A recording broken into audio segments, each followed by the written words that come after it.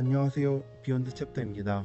오늘 팟캐스트에서는 건축가 큐레이팅을 넘나들며 독창적인 활동으로 많은 분들에게 영감을 주고 계시는 김효은 큐레이터님을 모셨습니다.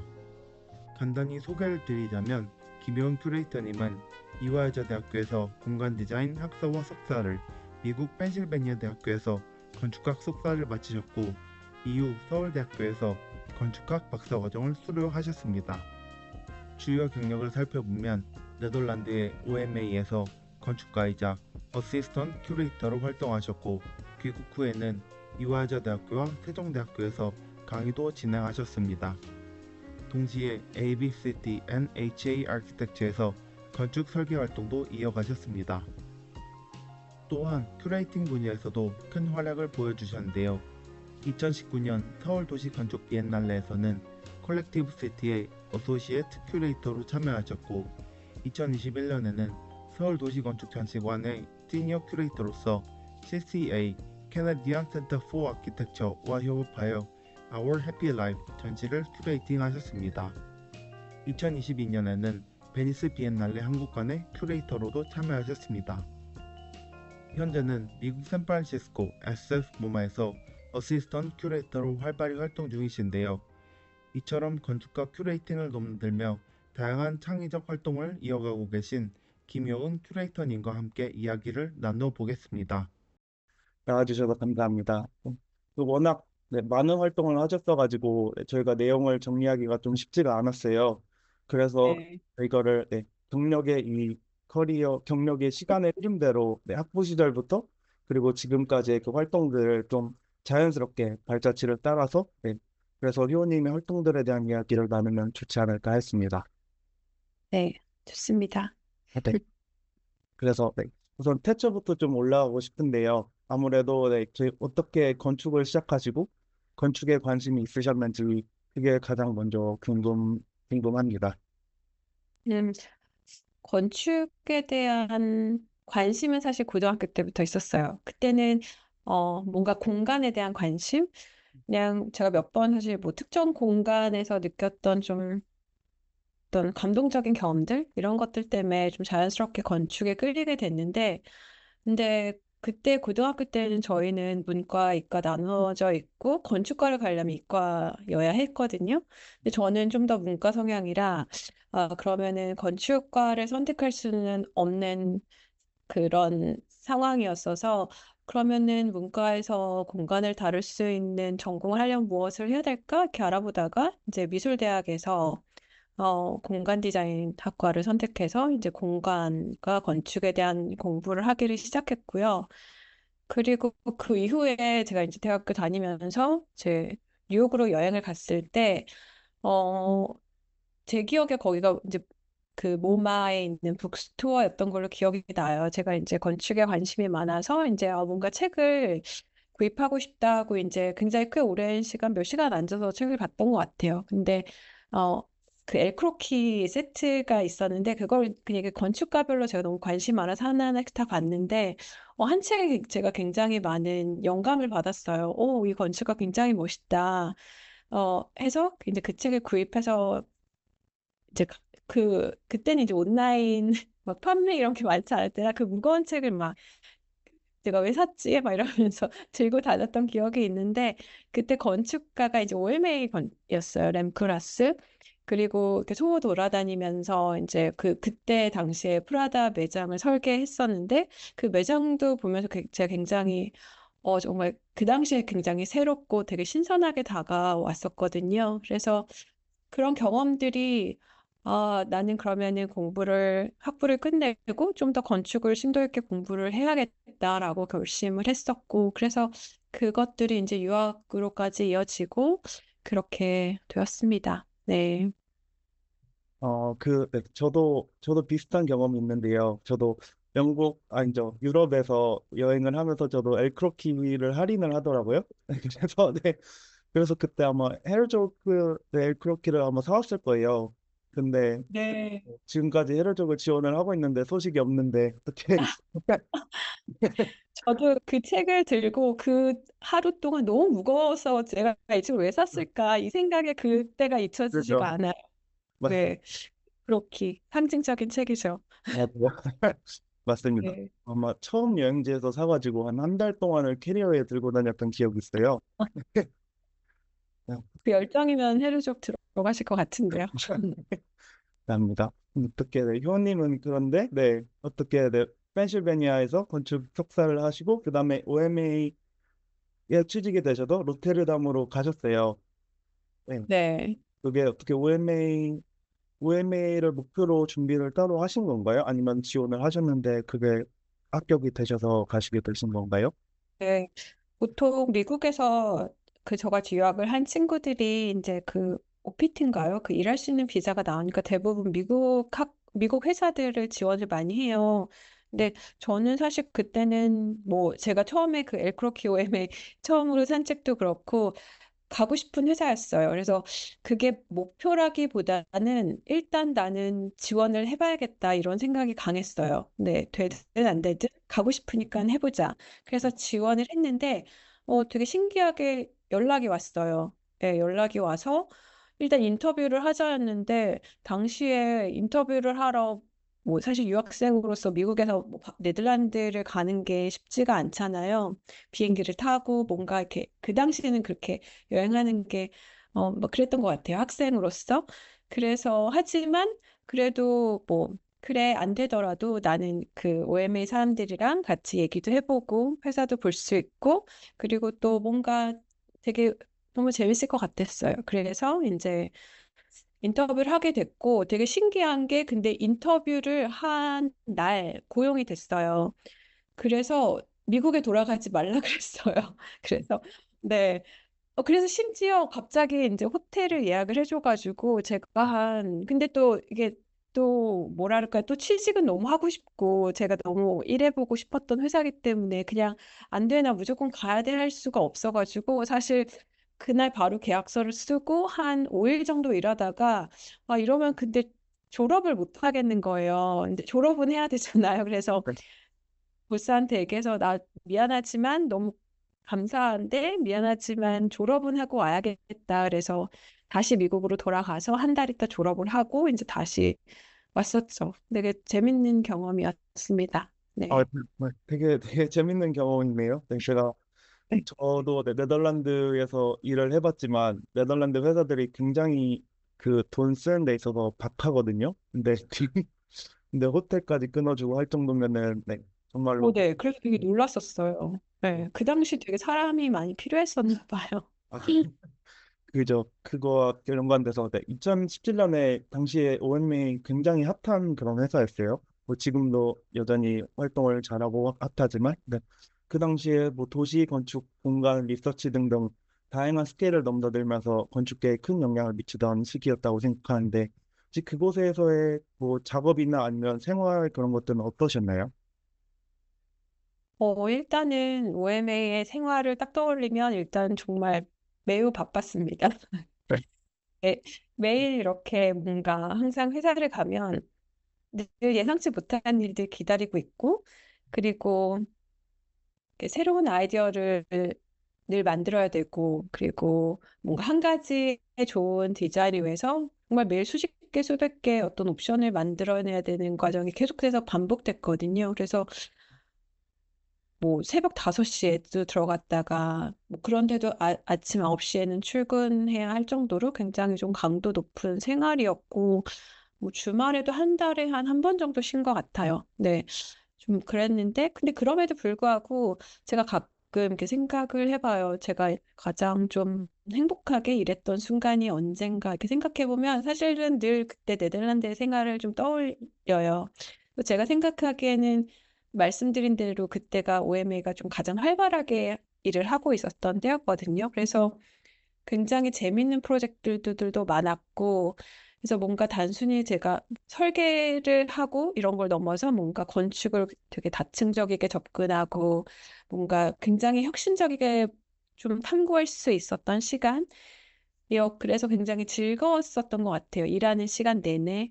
그리고 이거는 약간 지금 이렇게 시간이 지나면서 되게 감사하게 생각한 부분이긴 한데 그 당시 회사가 이제 네덜란드가 이제 헤드쿼터니까 좀 가장 사람이 많았던 것 같은데 약 한 200명 정도 있었어요. 근데 그 중에 어, 총 60인가 70개 이제 국적이 있었거든요. 그러니까 다 인터내셔널이었던 거예요. 근데 회사가 굉장히 강도가 높다 보니까 일하는 동료들끼리 되게 돈독하게 지냈어요. 너무 힘드니까 이제 끝나면 같이 뭐 바에 가서 한잔 하기도 하고 이래서 굉장히 친하게 지냈던 시간들이었는데 그리고 이제 지금은 다 그 동료들이 각자의 나라로 돌아가서 뭐 전문가로도 활동하고 있고 그러고 있는데 그래서 그런지 뭐 어느 나라를 가도 꼭 그때 함께 일했던 동료 한 명은 꼭 있더라고요. 그래서 그런 게 되게 감사하고 특히 뭐 큰 프로젝트들 할 때 뭐 비엔날레 할 때나 그렇게 이렇게 초대할 때 꼭 이렇게 다시 만나서 좋은 또 협력 관계를 만들 수 있는 또 그런 또 좋은 관계로 또 이어지는 것들이 지금 생각하면 그때 뭐 그렇게 힘들게 일했지만 또 이렇게 좋은 또 협력 관계로 또 만날 수 있는 거구나 또 감사하게 생각하는 부분도 있습니다. 근데 그 시간이 되게 그리워가지고 사실 몇 년 전에 독일의 무슨 IF 디자인 어워드 심사 끝나고 한번 간 적 있어요. 근데 놀랍게도 몇몇 동료들은 아직도 일하고 있고 또 렘쿠라스도 너무 여전히 방에서 예전 모습 그대로 이렇게 스케치를 하고 있는 모습을 봤는데 정말 대단하다는 생각이 들고 되게 좋은 자극을 받고 온 기억이 있습니다. 네. 그럼 뭐 혹시 자리가 아직도 있는 그 자리에 있었나요? 아니면 회사가 이전을 했나요? 회사가 이전을 했는데요. 그래서 그 회사는 처음 들어갔어요.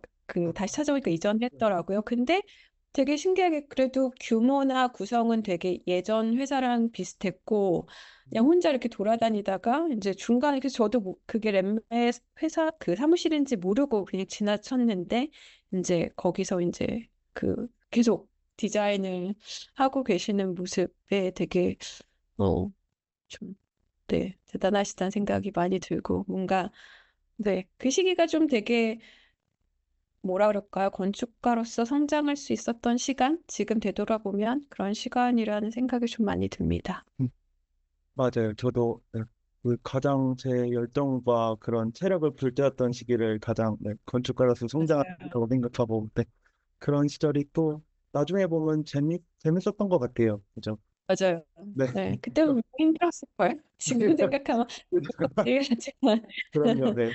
또 네덜란드가 또 안전해가지고 또 새벽까지 근무를 마음껏 시킬 수 있는 그런 여건이 되는 나라여서 맞아요. 되게 롯데르담은 안전. 그땐 아니었네요. 네. 지금은 되게 안전한 도시 중에 하나인데 그때도 안전했어요. 새벽에 가도 누구 하나 따라오는 사람은 없더라고요. 맞습니다. 근데 또 OMA에서 근데 건축 실무도 하셨는데 그렇게 바쁜 와중에도 큐레이터로서도 활동을 하셨어요. 이게 네네네. 네, 혹시 이런 활동이 어떻게 이후 커리어에 영향을 미치는 그런 활동이 되셨나요? 아니면 근데 이게 그러니까 제가 이제 입사한 첫 건축 실무로서 입사한 첫 회사였기 때문에 처음엔 이제 주니어 아키텍이라는 이름으로 직책 포지션으로 들어갔었거든요. 처음부터 그 큐레이터를 한 건 아니었어요. 근데 뭐 제가 맡은 프로젝트가 뭐 학교 마스터 플랜도 있었고 뭐 모나코에는 호텔도 있었고 그랬는데 재밌는 게 어, 그 제가 맡았던 프로젝트가 샤르자에 있는 뮤지엄. 그때 프로젝트 이름이 샤르자 뮤지엄이었고, 그리고 지금 지어진 덴마크 건축센터, 그 다음에 프라다 트랜스포머 이런 식으로 계속 전시 관련 프로젝트. 그때는 이제 건축 설계죠. 전시 관련 프로젝트를 진행했어요. 근데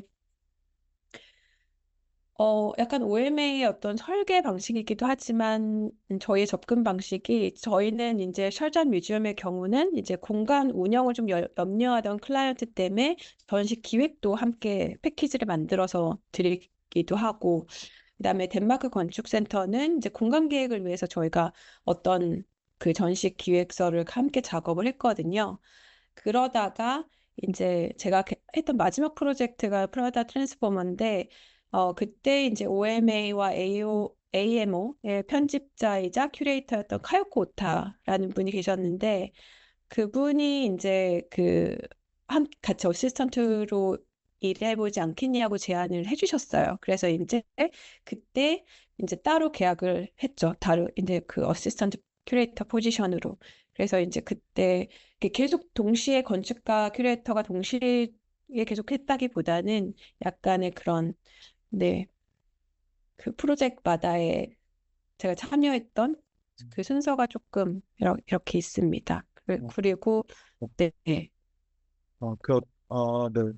활동의 내 커리어의 변환이나 좀 중요한 포인트가 되는 것들은 아무래도 운이 좀 작용하는 것 같아요. 가서 어떤 프로젝트를 하는지도 그렇고, 가서 내 어떤 네, 활동을 하는지도 그렇고, 그죠? 심지어 네, 제 뽑히는 것 자체도 거기서 지금 현재 회사에서 활동하고 있는 프로젝트가 내 성향과 맞냐, 안 맞냐, 이런 운들이 굉장히 많이 작용하는 것 같은데, 그- 맞아요. 사실은 이렇게 팀이 배치가 될 때 이거 하고 싶어 묻지 않잖아요. 그냥 넌 이제부터 샤르자 뮤지엄을 하는 거야. 그 다음에 뭐 덴마크 건축센터 하는 거야. 이렇게 했는데 사실 그때는 근데 저는 뭐 관심이 워낙 있었으니까 재밌겠다 하고 참여했지만 지금 이렇게 뒤돌아 보면 그때 그렇게 해서 계속 뮤지엄 프로젝트를 하고 설계와 기획을 같이 진행하고 또 자연스럽게 OM의 큐레이터랑 같이 일하면서 또 계속 큐레이터리얼을 이어가게 되고 했던 게 지금 생각해 보면 약간 뭔가 내가 선택하진 않았지만 이렇게 운이었다면 운이었고 뭔가 이렇게 자연스럽게 저를 이끌어준 게 약간 있었다라는 생각도 좀 들어요. 그리고 사실은 그 카요코 오타랑 일하고 나서도 저는 계속 큐레이터 커리어를 이어 나가야 되겠다 이런 생각이 사실 없었거든요. 네, 근데 또 설계를 했다가 또 되게 자연스럽게 또 큐레이팅할 기회가 오고 계속 이어나가게 되는 것들이 또 지금 생각해 보면 또 되게 신기한 일이라는 생각이 들어요. 네. 네, OMA에서 일하셨으니까 아무래도 OMA의 건축적 활동을 안 물어볼 수가 없는데요. 그러면 OMA의 건축적 접근 방식이 전시 및 내러티브 구성에 어떻게 반영되는지 좀 들어보고 싶거든요. 그러니까, 네. 음, 일단 OMS의 건축적 접근 방식은 뭐 어떤 도시와 건축의 맥락에서 뭐 건축물이나 그 주변을 먼저 포착하는 게 아니고 뭐 사회와 문화의 흐름을 포착하고 그리고 이를 공간과 프로그램으로 풀어내는 데 중점을 두면서 작업을 합니다. 그리고 보통 건축을 특정 시대의 사회적, 경제적, 정치적 상황을 반영한 하나의 프레임으로 보면서 작업을 하는데요. 이런 어떤 그 램의 방식이 건축이 그 자체로 시대와 문화를 전달하는 매개체가 되어야 한다는 좀 철학을 프로젝트에 담고 있다고 생각을 해요. 그래서 어떤 공간들은 사실은 그런 거에 굉장히 포커스를 맞추기 때문에 건축 자체가 시각적으로 만족스럽지 않을 수도 있고 디테일이 섬세하지 않은 경우도 있거든요. 근데 하지만 공간들이 각 어떤 지점들을 거치면서 이런 순간들이 그런 왜 사회적인 맥락에서 질문을 던졌나를 경험할 수 있는 그런 공간들을 마주하기도 하고, 그래서 공간에 따라서 굉장히 차별화된 경험을 누리기도 합니다. 그리고 그런 건축적인 접근 방식이 전시계획에서도 비슷하게 적용이 되고 있다고 생각을 해요. 어, 그 OM에서 한 전시들이 보통 그 OM의 작업만 소개하는 게 아니고 보통 건축이랑 사회적 내러티브가 좀 복잡하게 얽힌 그런 대화의 장으로 기능하는 경우가 굉장히 많거든요. 그래서 뭐 컨텐츠 전시나 웨이스트 다운 전시, 대표적으로 아니면 레미한 베니스 비엔날레 전시 등 많이 알고 계실 것 같아요. 근데 그것들도 이 아이디어가 어떤 사회적 맥락에서 태동했는지, 그리고 뭐 웨이스트 다운 전시도 단지 패션을 보여주는 게 아니고 그 옷의 어떤 움직임이 공간과 어떻게 작용을 하는지, 그리고 그게 사회적인 시각에서 현대인의 삶과 어떻게 연결이 되는지, 어, 베니스 비엔날레 같은 경우에도 어, 그런 건축적인 요소들에 대한 얘기를 많이 하는데 그런 건축의 가장 기초적인 부분, 뭐 디테일 속에 있는 내용들이 그 속에 담긴 어떤 거시적인 이야기를 발견하는 기회를 주기도 하고 그런 것들이 어떻게 보면은 그 건축에서의 접근 방식과 전시를 만들어가는 내러티브 구성에 좀 되게 직접적으로 연결돼서 반영이 되고 있는 것 같습니다. 그러면 실제로 그 프로젝트를 시작하기 전에 리서치에 많은 비중을 두나요? 타 회사보다? 네, 굉장히 많은 비중을 둡니다. 그리고 정말 건축 자체보다 그거 이제 보통 뭐 저도 OMA 책을 다 갖고 있는데 OMA 책 뭐 스몰, 미디움, 라지, 엑스라지나 뭐 컨텐츠나 보시면은 사실 굉장히 많은 이미지 그다음에 뭐 콜라지 다양한 게 있는데요. 저희는 거의 프로젝트를 시작하기 전에 이렇게 두꺼운 책을 하나 만들어요. 그게 다 정말 리서치북이에요. 그 거기에는 이제 그 정말 뭐라 그럴까요? 문화, 트렌드, 사람들의 어떤 비헤이비어 그리고 뭐 어떤 뭐라 그럴까요? 그 도시와 그 장소가 갖고 있는 정말 모든 DNA를 다 추출한다는 생각이 들어요. 리서치를 하면서. 네. 그리고 거기서 이제 우리가 어떤 내러티브를 만들어서 건축에 적용하기도 하고 거기서 우리가 프로그램을 만들어서 적용하기도 하고 그래서 그런 과정이 사실 굉장히 흥미롭고요. 그리고 제가 다닌 첫 회사라서 그런지 좀 저는 저의 어떤 작업 방식에도 많이 좀 영향을 받은 것 같습니다. 네. 갑자기 든 생각인데 그렇게 리서치에 많은 시간을 든다면은 어떻게 한편으로 말하면 공모전에서는 조금 불리한 면이 있을 수도 있겠네요. 왜냐면은 리서치 공모전이 제한된 시간 내에서 이거를 결과물을 완성도 있는 결과물을 뽑아내야 되는 작업인데 리서치에 많은 시간을 들인다면은 아무래도 결과물에 시간을 쓰는 기간이 좀 줄어들 수도 있고 그리고 음, 발표에서도 아무래도 한정된 시간 10분이면 10분 이 정도에 발표를 하기 때문에 그 리서치를 다 담지 못하는 경우도 많겠다는 생각이 갑자기 드네요. 그래서 OMA가 AMO를 설립한 것 같아요. 보통 리서치할 때 그렇게 시간이 없거나 하면 AMO라는 OMA의 싱크탱크인 리서치 어떤 그룹이라고 할 수 있는 그 팀에서도 많이 서포트를 해주셔서 저희가 이제 막 디자인을 디벨롭하고 있는 동안에 AMO는 리서치도 같이 진행해 주시고 해서 사실은 컴피티션이라고 해서 되게 리서치가 부족하다고 생각했던 적은 없었던 것 같아요. 네, 어떻게 보면 그게 OMA의 전략이라면 전략적으로 그 띵크탱크 AM 그룹을 함께 운영하지 않았나라는 생각이 지금 교수님 말씀을 들으니까 그렇게 생각이 또 듭니다. 그러네요. 네, 전략적으로 회사를 굉장히 잘 운영하시는 것 같은데, 지금까지도 저는 그 철학들이 잘 반영되고 있다고 생각을 하거든요. 그게 제가 밀란에 최근에 갔어요. 한 3달 전인가? 거기에 프라다 파운데이션 건물이 있잖아요. 네. 네, 그 건물이 정말 하나의 그 큐레이팅된 그 마스터 플랜으로서 느껴지더라고요. 여기선 이런 걸 봐라, 이런 걸 봐라, 이러면서 사람들 액티비티도 보이고, 근데 그러면서도 디테일까지 너무 좋았던 것 같아요. 그래서 음, 네, 정말 거기서 건축의 정점을 보고 온 그런 느낌이 들었습니다. 저도 거기 가보고 싶네요. 저 거기는 안 가봤는데요. 너무 궁금한 곳 중에 한 곳입니다. 네, 맞아요. 정말, 네, 정말 추천드리는 그런 여행지입니다. 음. 그렇게 하시다가 이제 한국으로 돌아오시게 되셨어요. 그래서 한국에서 오셔서 뭐 부교수도 하시고 프로젝트 매니저도 하시고 뭐 강사로서도 활동하시고 그리고 건축가로서도 활동을 하신 것 같은데 네, 네, 한국으로 돌아오기로 하신 그런 결정적인 이유가 어떤 건지 좀 궁금합니다. 그래서 네, 어떠한 이유로 삶의 변화를 주셨는지 좀 궁금합니다. 한국으로 돌아온 건 2009년이었던 것 같은데요. 당시에 이제 글로벌 금융 위기가 이제 오면서 건축회사가 굉장히 경제에 영향을 많이 받잖아요. 그래서 되게 많은 프로젝트들이 멈췄어요. 그리고 경제 상황이 안 좋아지니까 이제 외국인들의 재계약이 우선적으로 중단이 됐고, 저도 그래서 계약 기간이 끝나고 이제 한국으로 돌아와야 되는 상황이 생겼는데요. 근데 운이 좋게 아까 말씀드린 대로 제가 마지막으로 했던 게 이제 서울에서 열릴 그 당시에 프라다 트랜스포머였는데 그때가 막 디자인을 끝낸 시점이었어요. 그래서 이제 한국으로 가야겠다 했는데 그때 이제 거기 큐레이터였던 카요 코타가 저한테 너 한국 가지.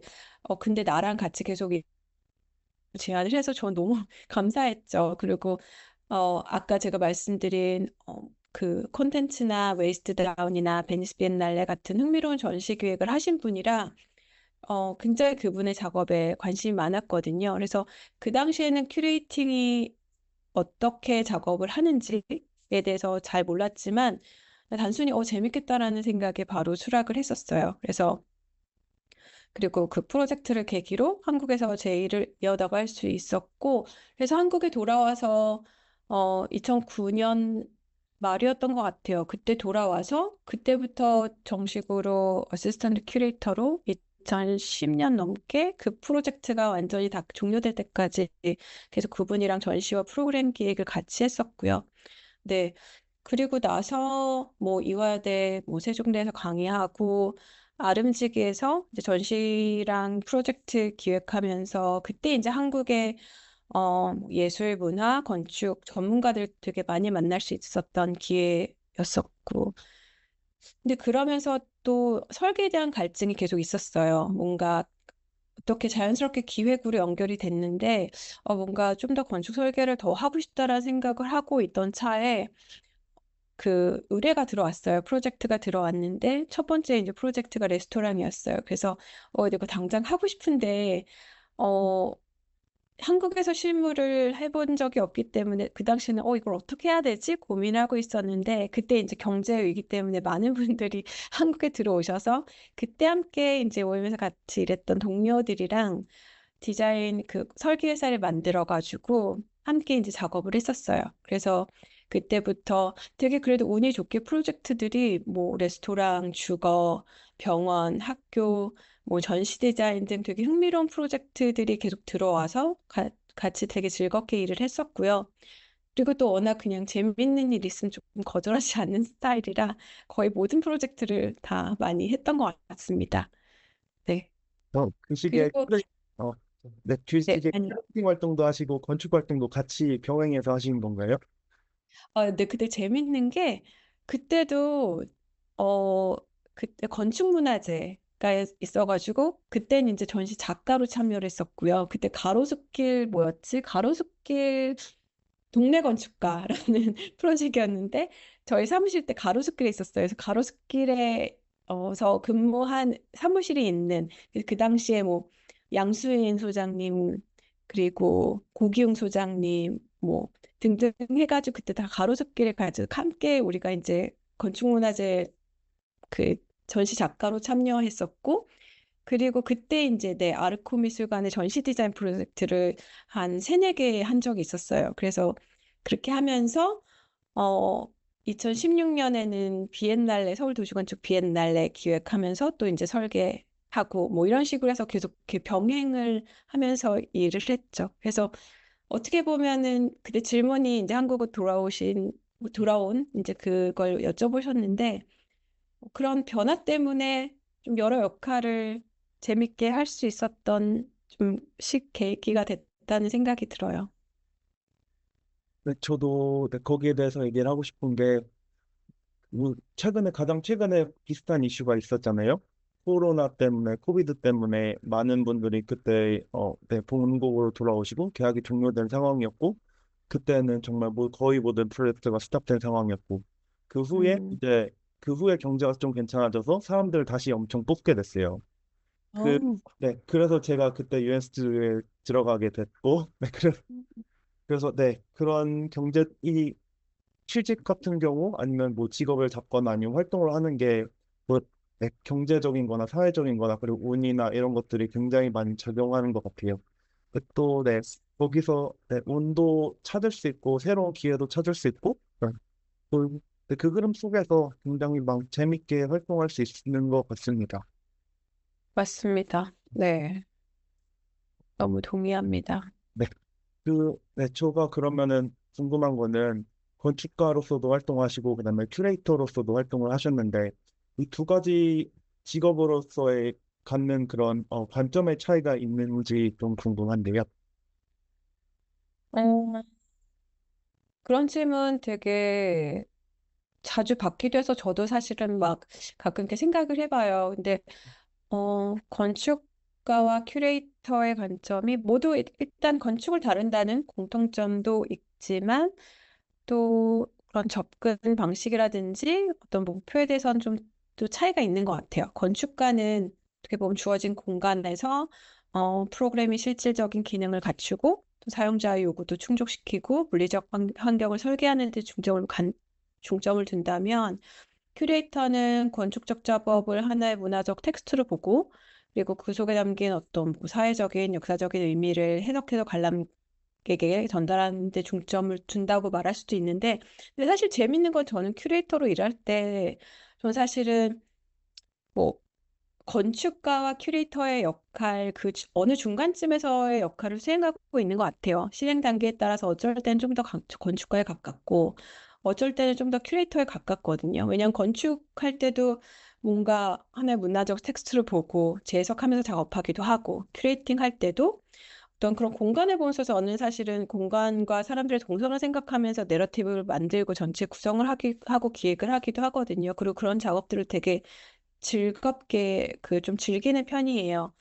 그래서 사실은 계속 그 어느 중간에서 약간 왔다 갔다 하면서 그 역할을 수행하고 있는다는 생각이 들고, 근데 필요한 스킬셋은 좀 다르다는 생각이 들어요. 예전에 그 건축 설계에 집중할 때는 사실은 컴퓨터에 딱 항상 틀어놓는 게 라이노, 캐드, 인디자인, 포토샵, 일러스트레이터 이런 좀 더 이렇게 시각적인 프로그램이라면 크리에이팅 할 때는 전 요즘에 거의 이메일, 워드, 엑셀, PPT 굉장히 중요하게 계속 쓰고 있는데 그 말은 건축할 때는 좀 더 시각적으로 제 아이디어를 구현하고 소통한다면 큐레이팅 할 때는 좀 더 언어적인 도구를 통해서 소통하고 기획하는 게 대부분이고 그래서 어, 큐레이터로서는 좀 더 커뮤니케이션한 능력이 굉장히 중요한 스킬셋이라고 할 수 있을 것 같아요. 근데 저는 이 두 가지를 다 경험하고 하다 보니까는 사실은 이 스킬셋을 그냥 제가 필요할 때마다 조금씩 조금씩 이렇게 함께 꺼내서 쓰는데, 어, 그런 것들이 사실 서로 보완되면서 그 프로젝트를 되게 풍부하게 만드는 것 같아요. 네. 그래서 이런 건축가로서 그리고 큐레이터로서 건축을 바라보는 그런 관점의 차이와 공통점들은 아마 제 경험에 있어서 이런 부분들을 말씀드릴 수 있지 않을까? 네, 싶습니다. 음, 말씀해 주신 게 아까 저에게 말씀해 주셨듯이 그 OMA에서의 그 영향을 받은 게 좀 보이는 것 같아요. 그 프로젝트를 건축가로서의 프로젝트를 대할 때 이미 그런 한 번의 그 사이트에 대한 큐레이팅 과정을 계속 겪어오셨기 때문에 그게 아무래도 좀 큐레이터로 활동을 하시는데 많이 연관성이 있지 않나 하는 생각이 듭니다. 네, 저는 사실은 라인업 켜놓고 공간 켜놓고 굉장히 구획을 많이 하거든요. 그리고 예를 들어서 사실 뭐 내러티브를 짜고 뭔가 섹션을 나누고 사람들의 동선과 이런 걸 볼 때 라이너를 켜놓고 사람들이 들어왔을 때 머무는 시간 그리고 어느 정도의 동선 길이 그다음에 다른 공간을 옮겨가는 그 동선의 위치, 시간, 방향, 머무는 그리고 시선들, 높낮이 그런 것들에 대해서 함께 고려하는 게 굉장히 생산적인 방법이라고 생각을 해요. 결국에는 전시가 3차원으로 구현이 될 거고 사람들은 그 속에서 직접적으로 그 전시에 대해서 영향을 받을 거고 느낄 거고 하기 때문에 저한테는 사실은 굉장히 두 가지의 백그라운드가 있는 거를 어, 기획하면서 조금 감사하게 느끼는 점인 것 같아요. 네. 그러면 작업 관련해서도 궁금한 게 있는데 이런 저희가 건축가로서 건축 프로젝트 진행 방식에는 굉장히 익숙해요. 그런데 이 네. 전시 큐레이팅 하는 데는 아무래도 네, 많은 관심은 있지만 실질적으로 접하는 기회가 없어가지고 이거에 대해서 좀 여쭤보고 싶습니다.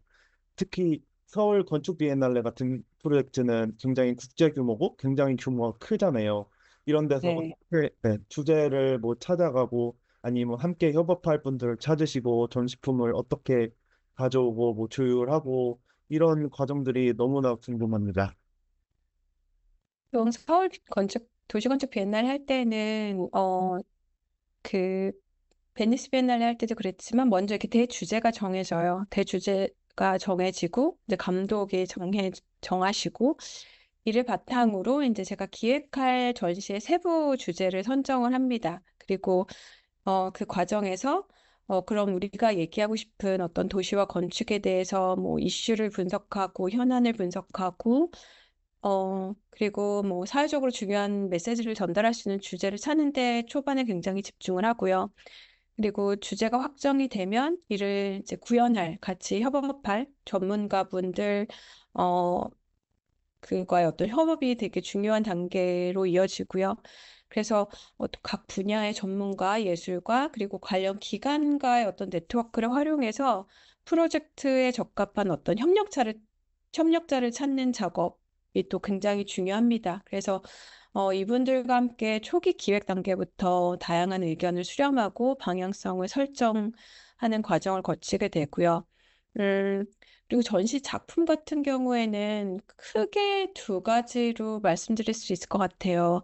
직접 제작하거나 전시를 위해서 혹은 기존의 작품을 가져와서 이제 전시를 하는 두 가지 방식이 있을 것 같은데 이 어떤 방식을 택할지는 사실은 뭐 그 작업의 성격이라든지 작가와의 협의, 그다음에 뭐 로지스틱스 문제, 뭐 운송 및 설치, 그리고 예산, 뭐 프로젝트 일정 이런 되게 여러 가지 요소에 대해서 결정이 됩니다. 그래서 결론적으로는 우리가 정한 주제를 가지고 여러 다양한 분들과 그 협력해서 그 작업을 전시를 만들어내는 일인데요. 이런 어떤 계속되는 어떤 지속적인 소통과 그걸 통해서 하나씩 결정해 나가면서 가장 어떻게 보면은 의미 있는 그 전시를 만드는 뭐랄까 전반적인 좀 핵심적인 과정이라고 볼 수 있습니다. 그러면 협력자를 찾으실 때는 보통 어떤 루트를 거쳐서 찾으시나요? 그 기관을 통해서 그 기관에서 아는 분들이나 아니면 그 관련된 연구를 하시는 분들을 좀 조사하신 다음에 그 다음에 커넥션을 만들어서 하는 방식으로 진행하잖아요. 전시에 따라 사실 너무 다른데요. 주제가 있으면 저희가 그 주제에 맞는 전문가들을 리서치를 많이 합니다. 그래서 리서치를 많이 해서 이제 저희가 이제 좀 그 같이 협력하실 분들을 먼저 이렇게 대상을 정해 놓고요. 그리고 실제로 그럼 이 분들과 이런 작업을 하면 좋을지를 또 이제 그 각 기관마다 어떤 커뮤니티 분들이 계시거든요. 자문도 해주시고 하는 분들에게 또 여쭤보기도 하고 만약에 더 좋은 협력자분들이 있다 그럼 또 추천해 주시면 또 그것도 같이 협의해 보기도 하고 그래서 굉장히 다양한 경로와 방법을 통해서 많은 논의를 한 후에 그리고 그분들도 어떤 모든 게 맞아야 되잖아요. 저희랑 작업할 수 있는 시간이나 업무량이나 그래서 그런 것들을 다 맞춰본 다음에 이제 서로의 동의 하에 같이 협력을 시작하게 됩니다. 굉장히 큐레이팅 하는 게 굉장히 복잡한 작업일 것 같아요. 왜냐면 이게 네, 여러 관계들을 협업해서 시간을 맞추고 그리고 또 거기 안에서 메시지를 공감하고 공유하고 그리고 철학도 들어가 있고 그거를 관람객한테 또 전달해야 되는 그런 프로세스를 거쳐야 되기 때문에 이 협업이랑 그리고 그 프로젝트에 대한 진지함과 철학성을 맞추는 작업이 좀 중요할 것 같아요. 맞습니다. 그래서 약간 어떻게 보면 그 모든 관계 중심에 있는 게 큐레이터이기 때문에 그런 과정들에 대해서 사실은 굉장히 진지하게 생각을 하고요. 그리고 모든 거를 협력하는 과정, 소통하는 과정, 그리고 내용 그런 것들이 각각의 어떤 전문성을 어, 이렇게 뭐라 그럴까 다른 방향으로 저희가 가지 않게 되게 조심하는 부분도 많이 있고 좀 지켜야 될 게 많은 역할이라는 생각이 좀 듭니다. 음, 이제는 조금 더 자세하게 내교님의 큐레이팅 활동에 대해서 얘기를 나눠볼 차례인데요.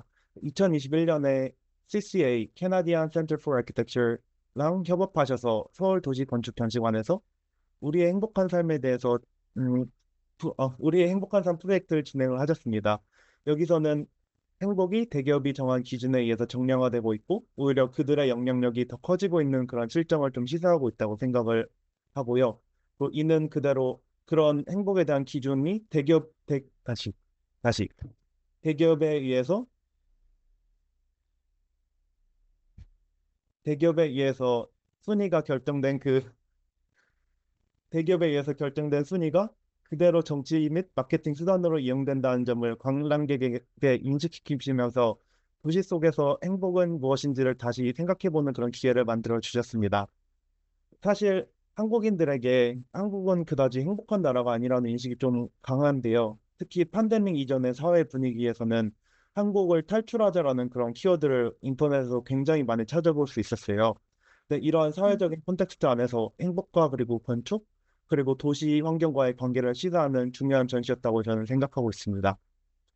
그래서 저에게 특히 와닿았던 거는 건축가들이 설계할 때 그런 무형의 개념인 행복이라는 그런 파라미터를 건축에서 그동안 고려하지 않고 있었다는 거였고, 그래서 네, 건축과 행복의 연관성에 대해서 인지 자체가 부족했던 그런 상황이었다고 생각하는데, 그거를 그러한 상황에서 건축가의 역할에 대해서 의문을 제기하시고, 그리고 비평하셨다고 저는 생각을 하고, 그게 전시에서 건축가들이 느낄 수 있었던 그런, 네, 그런 좀 그런 건축가들이 전시에서 느낄 수도 있었던 메시지였다고 생각을 하고 있습니다.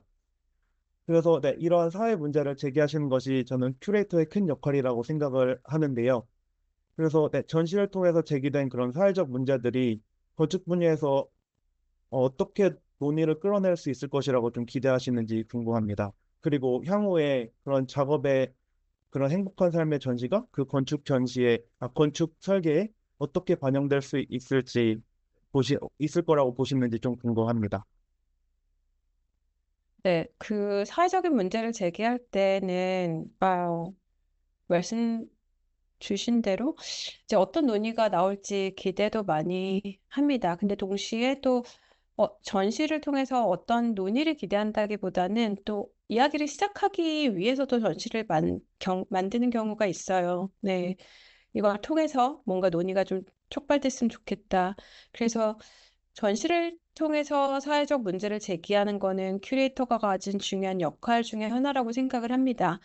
말씀 주신 그 CC랑 협력해서 기획한 우리들의 행복한 삶은 그 행복이란 주제를 통해서 건축이 뭐 개인이나 공동체의 웰빙 그리고 삶의 질에 어떻게 영향을 미칠 수 있는지를 탐구했는데요.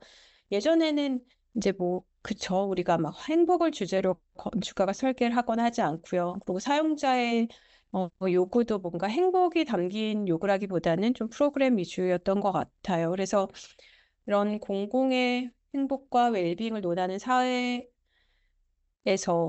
예를 들면은 이번에 가장 행복한 나라는 스웨덴이야 맨날 이렇게 논하는 사회에서 과연 그런 건축가는 어떤 역할을 할 수 있을까 이런 주제를 좀 그런 질문을 던지는 전시였는데요. 어, 그 CCA에서 그 함께 기획을 했는데 저희는 이제 SOA 강예린 교수님이랑 같이 준비를 했었어요. 그래서 저희가 준비했던 거는 주거가 제공하는 발코니라는 공간, 그리고 당근이 만드는 새로운 커뮤니티, 그리고 배달 서비스의 명과 암, 그리고 공공이 앉을 자리, 예를 들면은 그 거리에 있는 벤치들, 그런 어떤 도시 속의 일상적인 요소들이 과연 이 도시를 행복하게 만들 수 있을까? 그리고 여기 사는 도시 사람들의 어떤 정서적 만족이나 사회적 유대감에 영향을 미칠 수 있을까? 이런 것들을 조금 조명하고자 했어요.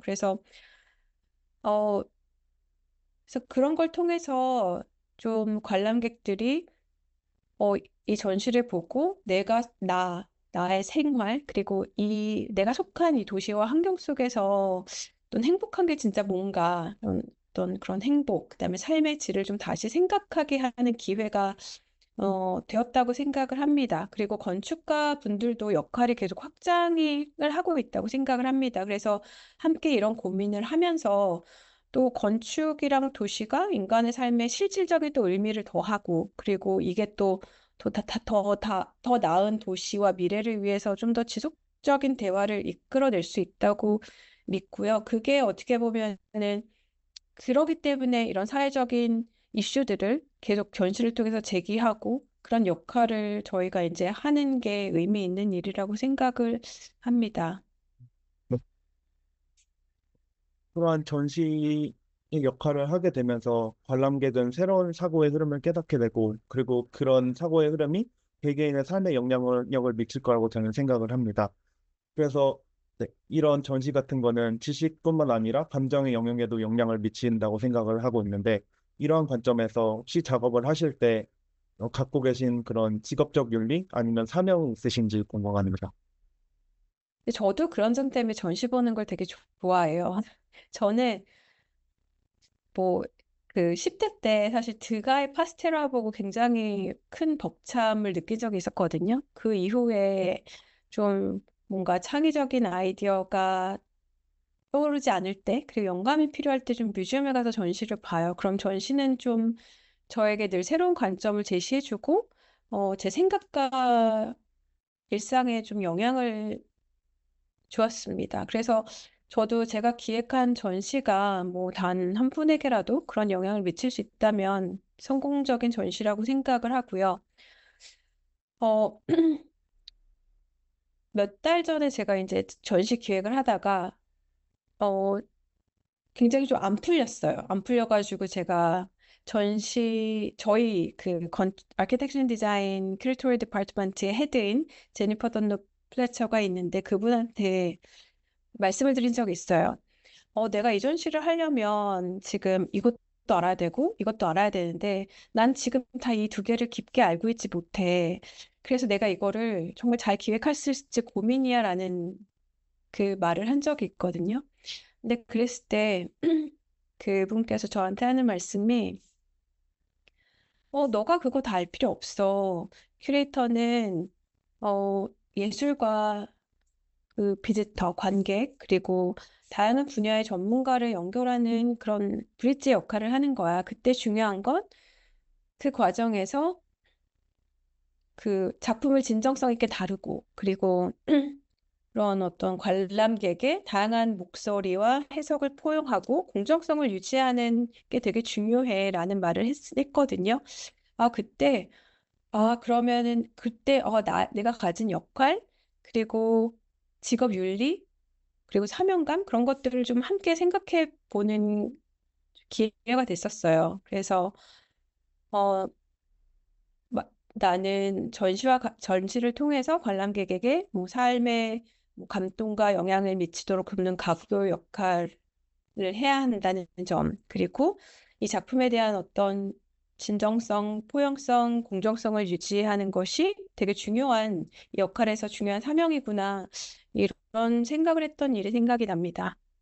음, 저도 설계가 안 풀릴 때 아니면은 조금 삶이 좀 재미없다고 생각될 때 뮤지엄을 굉장히 많이 가요. 네, 근데 아무래도 현대 전시 같은 경우에는 물론 새로운 생각들을 많이 이렇게 깨우쳐주는 계기가 되기도 하지만, 네, 그냥 지나치게 되는 것들도 좀 많거든요. 어, 네, 네, 한두 개만 깨우침을 줘도 저는 되게 성공적인 시간이라고 생각을 해요. 맞습니다. 그런 점에서 또 현대 건축 전시 아니면 현대 미술 전시가 의미가 좀 있는 것 같습니다. 맞습니다. 너무 동감합니다.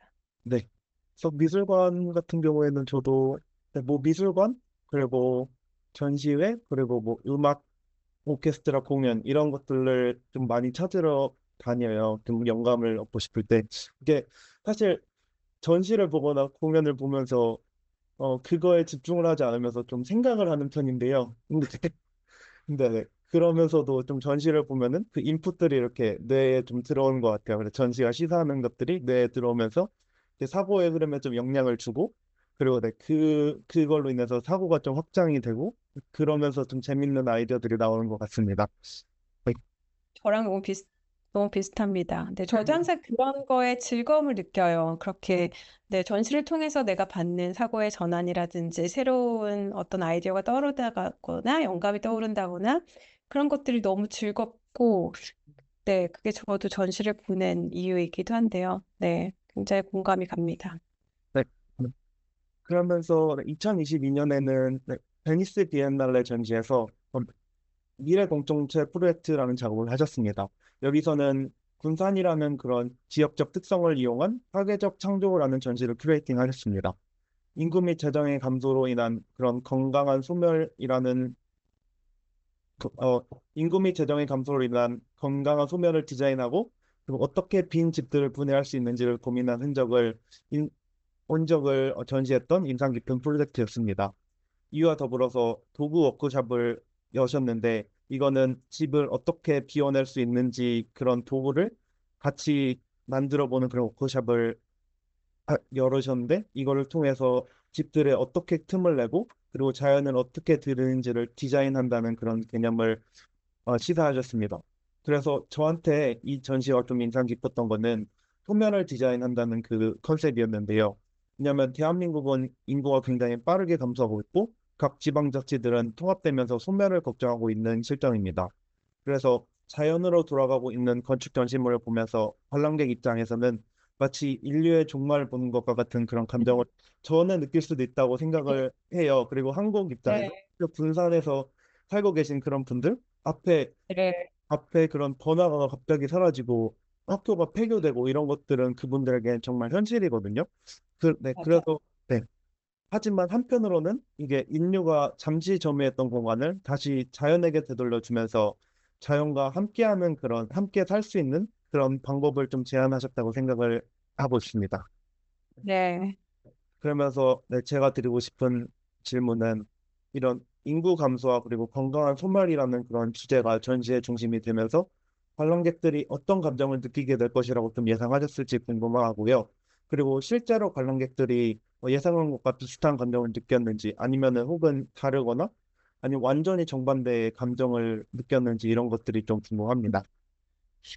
되게 재밌는데, 교승 씨 말씀 들으니까. 근데 그때 사실 저희가 프로젝트를 처음 받았을 때, 어, 또 되게 많이 고민을 했었어요. 그게 저희가 시간 설정이 2086년이었는데요. 그게 어떻게 보면은 인류가 계속 성장하다가 정점을 찍고 갑자기 확 소멸하는 시점이라는 그 상징적인 연도예요. 그래서 그럼 그 2086년에 우리는 어떻게 해야 될까라는 거라 사실은 저희도 많은 어떤 도대체 그런 어떤 상황이 올까라는 궁금증과 염려가 함께 계속 좀 머릿속에 같이 고민이 있었는데 저희가 제안한 어떤 소멸이라는 주제, 그 파괴적 창조 안에서 그 소멸이라는 어떤 그 단어에서도 조금 여러 감정을 불러일으킬 수 있는 주제라고 생각을 들어요. 그래서 뭐 일부 관람객들은 소멸이라는 단어 자체에서는 어떤 생소함과 불안감을 느끼셨을 수도 있고요. 교수님처럼.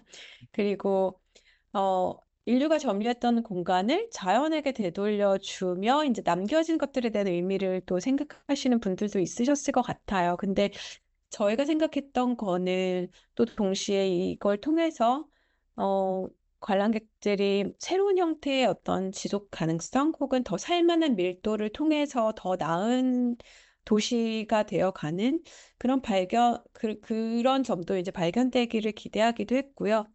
그리고 소멸이 단순히 부정적인 걸로 인식되는 게 아니고 어떻게 보면 더 자연과 공존하는 방법으로 생각하길 기대하는 마음도 있었습니다.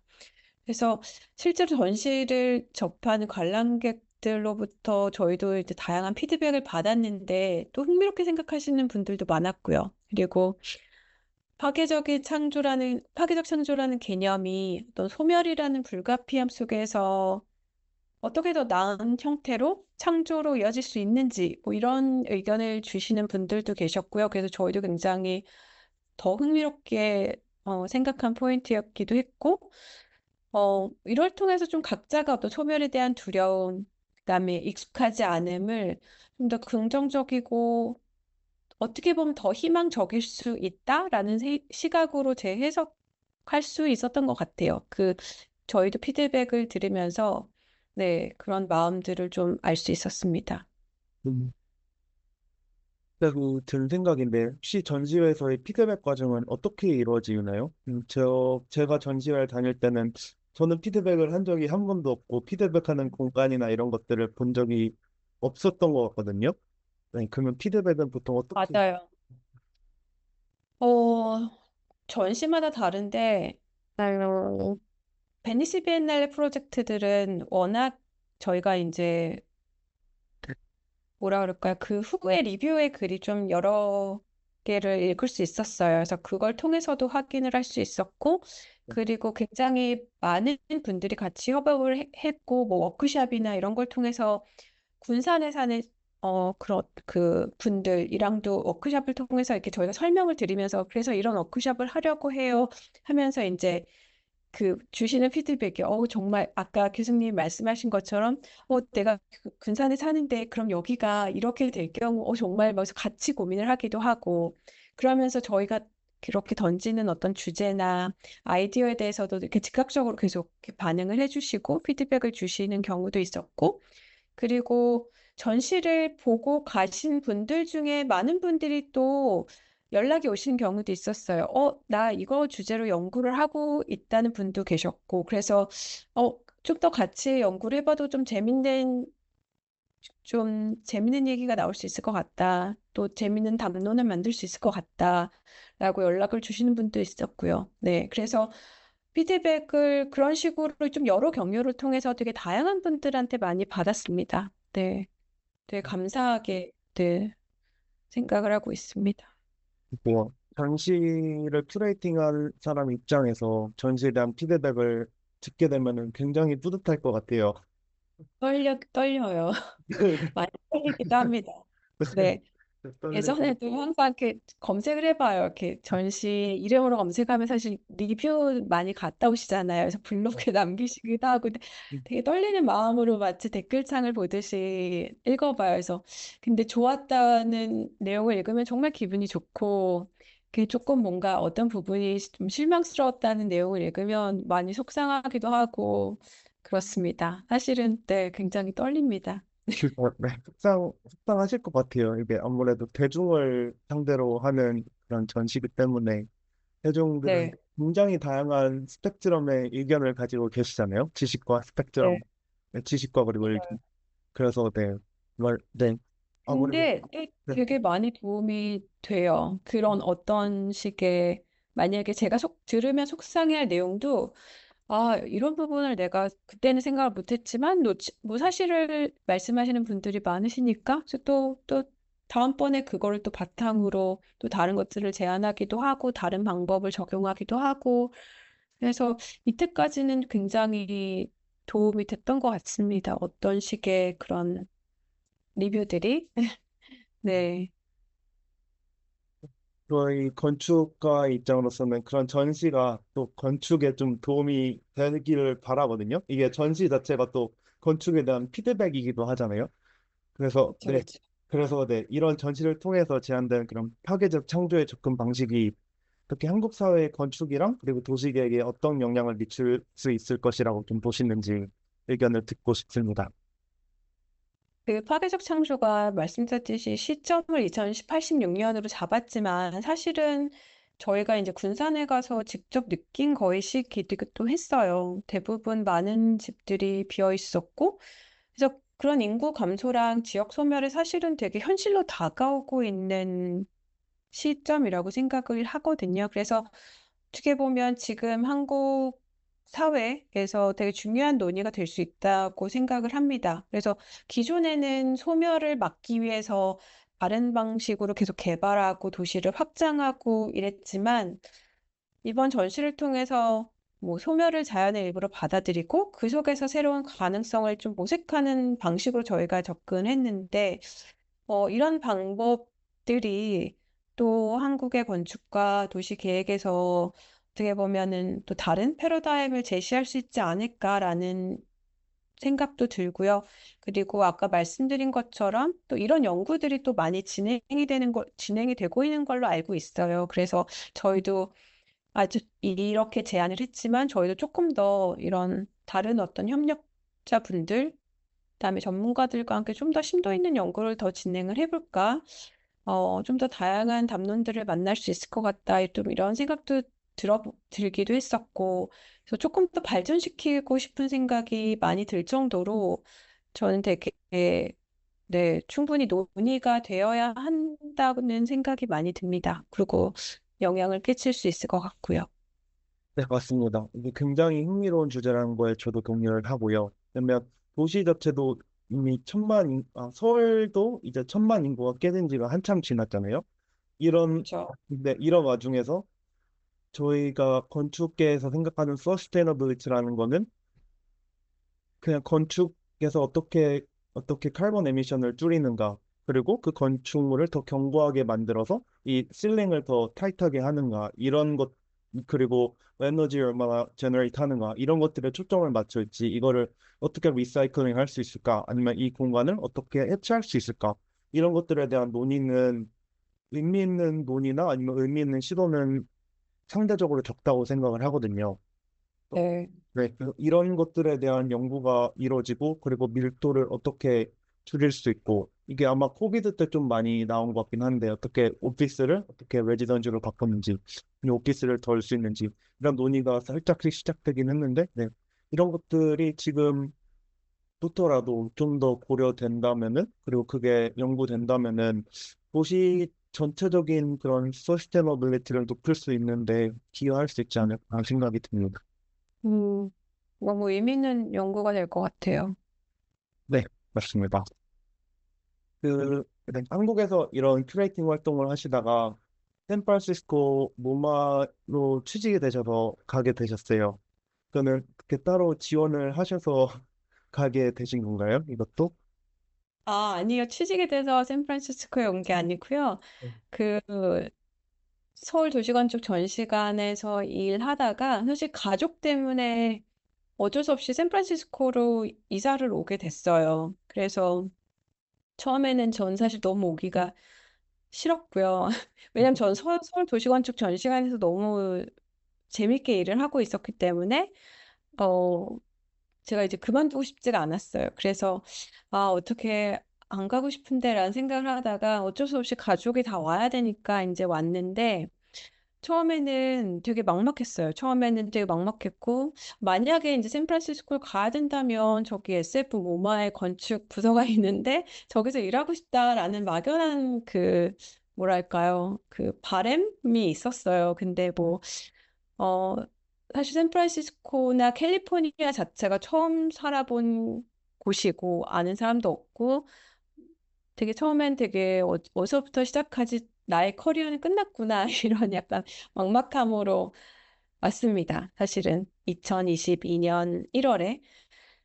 그러다가, 그래도 이제 계속 커리어를 이어나가고 싶다라는 생각에, 어, 제가 팔로알토라는 곳에 사는데, 팔로알토 아트센터라고 저희 집 앞에 이제 작은 아트센터가 있어요. 그래서 거기서 어떤 에듀케이션 코디네이터 이런 사람을 찾길래 지원했는데 됐어요. 그래서 그 일을 좀 하다가 어, 우연히 이제 샌프란시스코 그 현대미술관에서 SF 무마에서 이제 사람을 구하는 이제 어, 뭐랄까요? 그 잡 포스팅을 보고 지원을 하게 됐습니다. 네.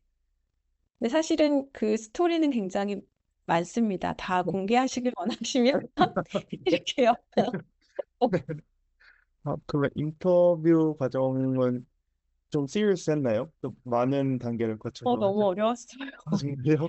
인터뷰 과정은 말씀드리면 세 단계가 있어요. 그래서 처음에 지원서를 내고 지원서는 다 똑같을 거예요. 지원서랑 커버레터랑 어, 그 레주메, CV 내고요. 그다음에 거기서 제공한 지원서 내고 그다음에 첫 번째가 탤런트 인터뷰예요. 그래서 그냥 거기 HR 분이랑 어, 정말 내가 적합한지에 대한 첫 번째 인터뷰를 해요. 그 다음에 두 번째 인터뷰는 아까 말씀드린 저희 부서 헤드 제니퍼와의 인터뷰인데, 그건 이제 프로페셔널 인터뷰였어요. 그래서 실제로 너가 이런 프로젝트 했을 때 어땠는지, 너의 경험을 이제 계속 물어보고, 저는 거기에 대해서 답을 하는 인터뷰였고, 그 다음에 또 세 번째 패널 인터뷰가 있습니다. 그 패널 인터뷰는 저희 부서와 전혀 상관없는 뮤지엄에서 오래 일하신 세 분이 나와서 저에게 되게 랜덤한 퀘스천을 하세요.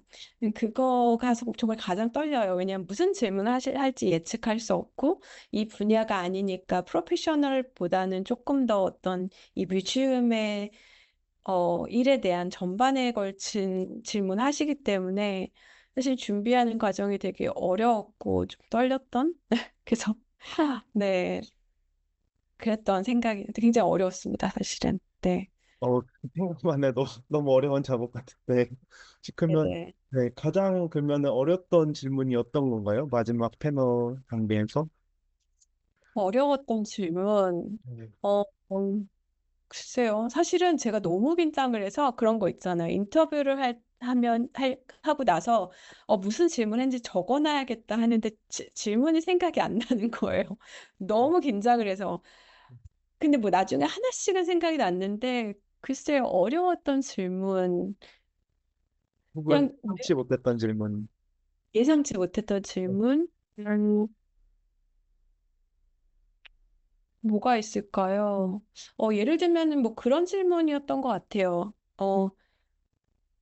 그, 뭐, 너에게 이런 일이 있어. 이럴 때 어떻게 할 거야? 뭐 이런 질문이었는데, 만약에 너의 보스가 갑자기 어디를 가게 됐어. 근데 너가 이거를, 어, 너가 이 일을 이끌어 나가야 돼. 그러면 무엇부터 시작을 할 것 같아? 이런 질문이었어요. 근데 갑자기, 글쎄, 글쎄, 무엇을 해야 할까라는,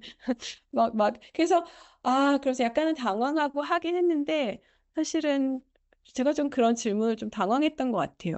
그걸 되게 상황별 질문이라고 많이 한다고 하더라고요, 미국에서. 그리고 저도 사실 미국에서 그런 인터뷰가 처음이라 되게 약간 베이직한 퀘스천들만 준비해 갔던 것 같아요. 뭐 너의 장점이 뭐니? 뭐 그런 거 있잖아요. 되게 근데 근데 그 상황이 되게 스페시픽했어요. 그래서 내가 뮤지엄이 어떤 식으로 지금 돌아가든지 모르는 상황에서 이거를 내가 이렇게 대답해도 될까? 라고 생각을 했고, 그리고 나서 사실 답을 했는데, 나중에 이제 끝나고 보니까 그 답이 계속 마음에 걸리는 거예요. 그래서 그 저녁에 다시 이메일로 답을 보냈어요. 아까 내가 당황해서 이제 이렇게 답을 했는데, 끝나고 다시 생각해 보니까 이렇게 답을 할 수 있을 것 같아. 라고 한번 보냈었죠. 근데 제 생각에 좀 그게 좀 도움이 되지 않았나라는 생각이 좀 듭니다. 네. 어, 뭐 많이 됐을 것 같아요. 근데 되게 생각보다 굉장히 구체적인 질문을 하네요. 네. 사실에 맞아요. 근거한 구체적인 질문이었던 것 같기도 해요. 맞아요. 그런 일이 있었던 것 같고, 그런 일이 있었을 때 정말 이 사람이라면 어떻게 했을까 좀 그런 게 궁금했다고 저도 생각이 들더라고요. 그래서, 네, 어, 저도 처음 들으면은 굉장히 당황스러울 질문이었던 것 같은데, 그래도 어떻게 그걸 다시 인터뷰에서, 추후에 팔로우 메일에서 어떻게 다시 용기를 내셔서 해결을 하셨네요. 네, 안 등할 수 없고 약간 이런 마음으로. 그래도 이 말을 안 하면 너무 후회를 할 것 같았어요. 그래도 이런 생각이 떠올랐는데 말은 하자. 약간 싫어하면 어쩔 수 없고 약간 네, 그런 마음으로 보냈다가 맞습니다. 저도 인터뷰나 이런 거 할 때 꼭 질문 하다가 내가 대답 잘못한 게 계속해서 생각나는 경우가 있어요. 맞아요. 네. 이거를, 나중에 이제 답을 그렇게 하시더라고요. 이렇게 답을 보내줘서 고마워.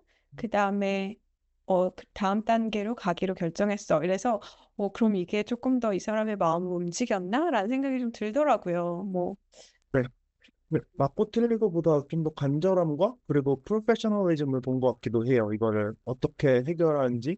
왜냐면 실제로는 현재 진짜 그 상황에서 안 되더라도 다음에 어떻게든 해결을 찾아서 해결해야 되잖아요. 기관 입장에서는. 맞아요. 그런 네, 프로페셔널리즘을 좀 봤던 것 같습니다.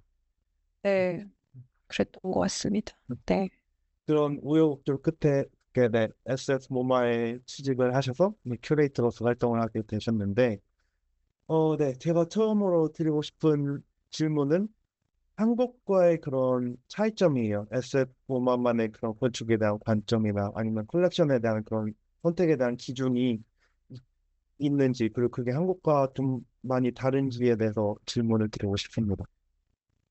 네, 일단 그 건축에 대한 관점은 저는 약간 예전부터 SF만 들어오기 전부터 늘 그냥 기획할 때 생각해 하고 있는 게 있는데 이거는 이제 캐나다 건축센터에서 그 설립자인 필립스 램버트 님이 하신 말씀인데 건축은 퍼블릭 컨서널이다, 공공의 관심사이다라는 말씀을 하신 적이 있어요. 근데 저는 약간 전시를 기획할 때마다 사실 그 말을 좀 계속 되새겨요. 뭔가 주제를 선정하거나 어, 어떤 큐레이토리얼 디렉션을 만들 때 항상 좀 그 말을 되새기는 편이에요. 그 말은 건축이 왜냐면 저는 건축이 정말 모두에게 영향을 끼친다고 생각하고 모두와 연관이 있다고 생각해요. 그 어떤 분야보다 예를 들면 페인팅이나 미디어 아트나 왜냐면 건축은 우리가 그냥 살고 있는 곳이기 때문에요. 그래서 굉장히 저는 그거에 대해서 굉장히 비중을 많이 차지하고 늘 그 관점으로 보려고 하고요.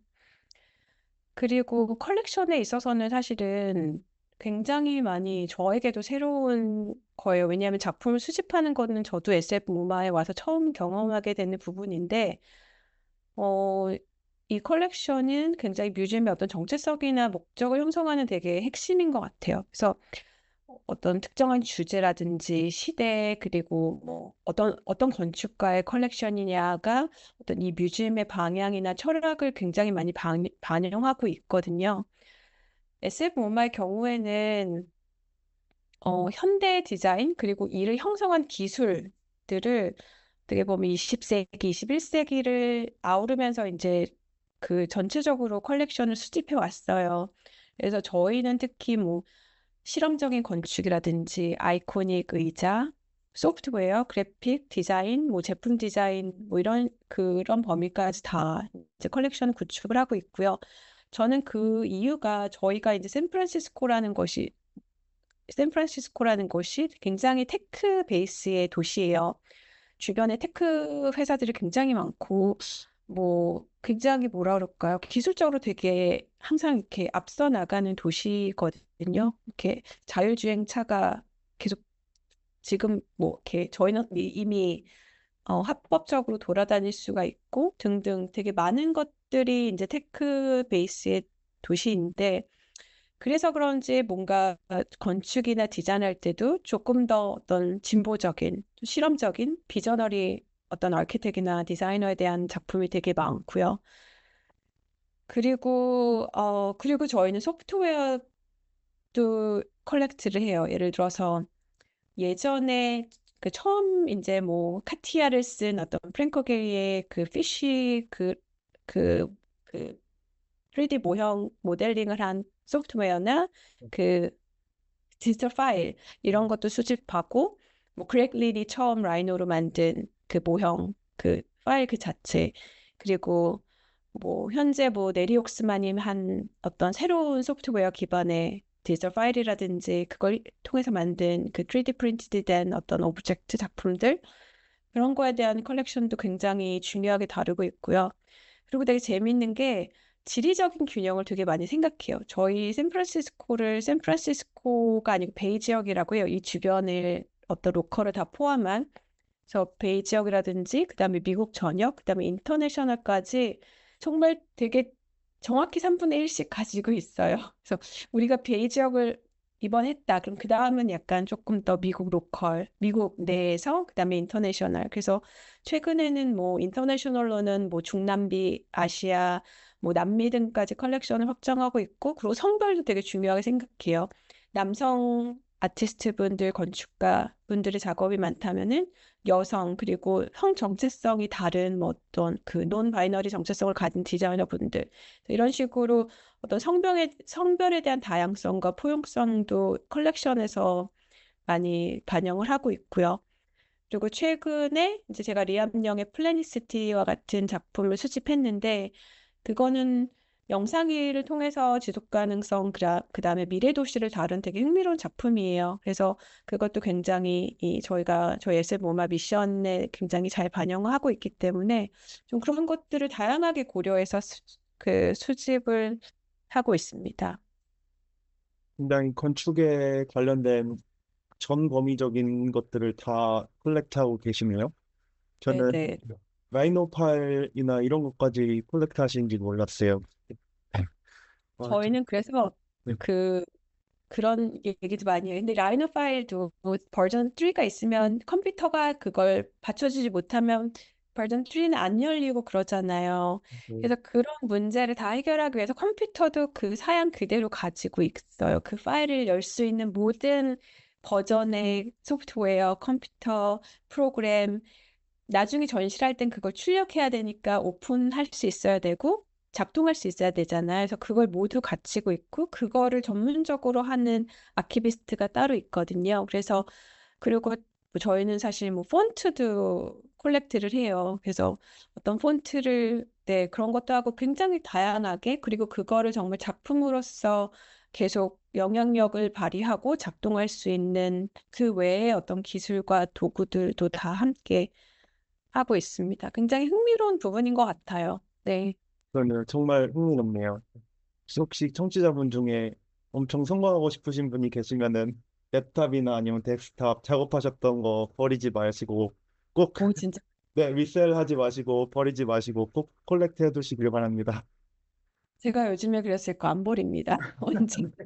이게 다 컬렉션이 될 수 있다라는 생각 그전에 못 했는데 저도 저희 막 예를 들면 뭐 애플도 초기 모델부터 다 가지고 있거든요. 그래서 근데 예전에 사실 저희도 있었는데 다 많이 버렸잖아요. 요즘 MP3도 안 쓰고 그래서 그런 걸 보면서 예, 저한테 이제 다 컬렉션으로 보입니다.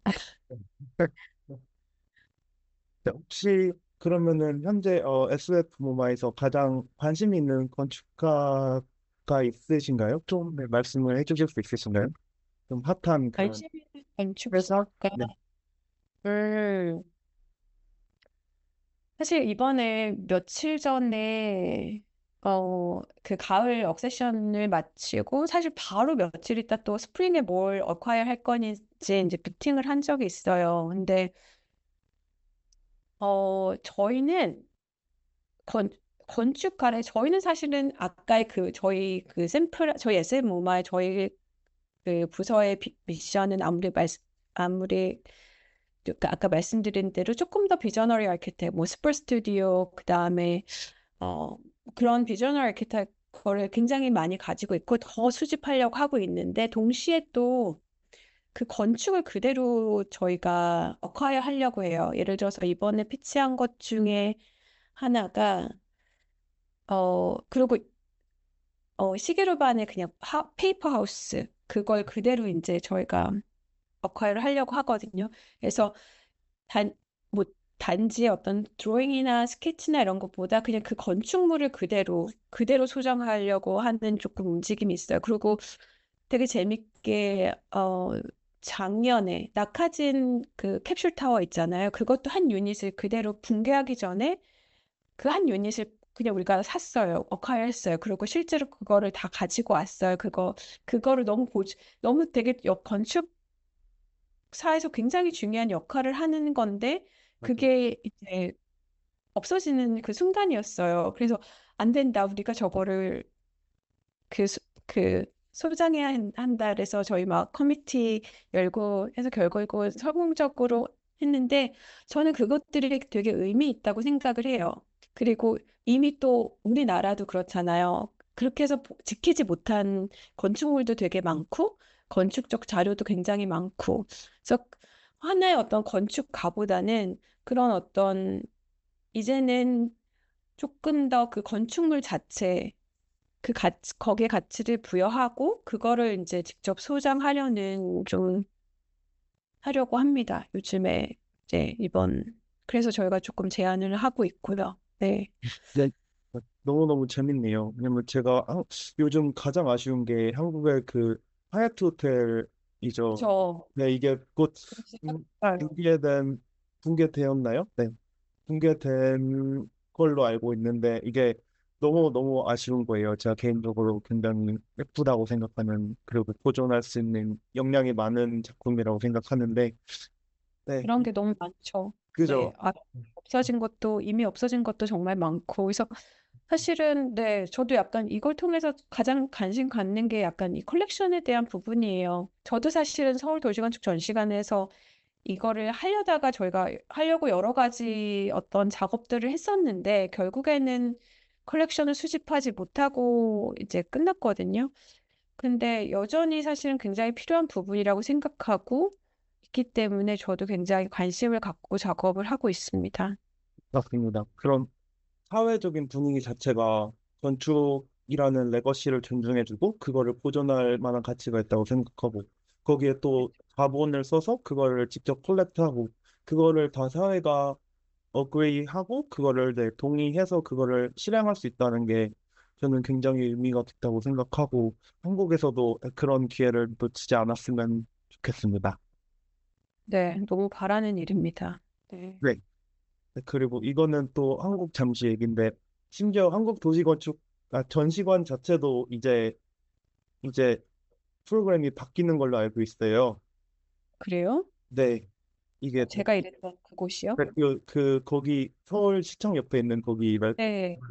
거기도 제가 프로그램이 이제 소유권이 넘어가는 걸로 알고 있습니다. 그래서 전시관 자체도 이제 소유권이 넘어가서 좀 한국 건축계 활동이 좀 너무 아쉬워지는 그런 상황이. 아쉽다. 저는 사실 그 서울도시건축 전시관이 약간 항상 생각하면 좀 마음이 아픈 무언가가 그죠? 항상 있어요. 네. 그래서 거기서 일할 때 약간 더 이렇게 좀 아껴주고 싶은 마음이 좀 많았는데, 네, 아, 안타깝네요. 네, 아쉽습니다. 그리고 음, 아까 공공의 관심이란 말씀을 해주셨는데, 이게 저희는 생각하기에 아무래도 지속 가능성, 그리고 포용성, 사회 정의와 같은 그런 현대적 이슈도 포함되어 있다고 생각을 하거든요. 공공의 관심이. 네. 이런 이슈를 SF 모마에서 어떻게 좀 다루고 계신지 궁금하고, 그리고 차세대 건축가 또는 큐레이터들이 이런 사회 문제에 이해할 수 있는 그런 방안들이 어떤 게 있는지 좀 궁금합니다. 거의 뮤지엄에서는 이 지속 가능성, 포용성, 그다음에 사회정의 같은 현대적 이슈를 사실은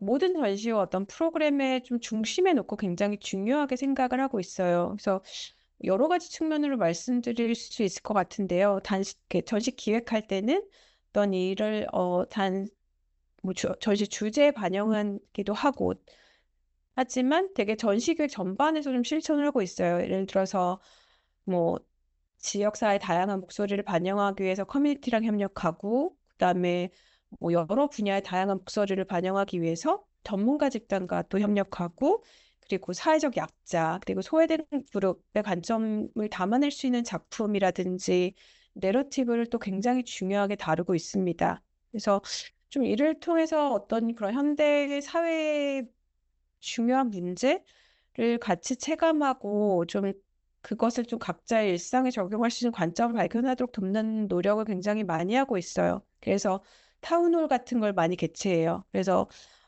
많은 분들을 초대해서 정말 의견을 정말 많이 듣고요. 그리고 또 전시가 기획된 다음에도 되게 중요하게 다뤄져요. 혹시 이 우리가 만든 전시가 어, 어떤 그 접근성의 이유로 모든 사람들이 이해하지 못하거나 들리지 않거나 보이지 않거나 하는 문제들을도 되게 중요하게 여기고요.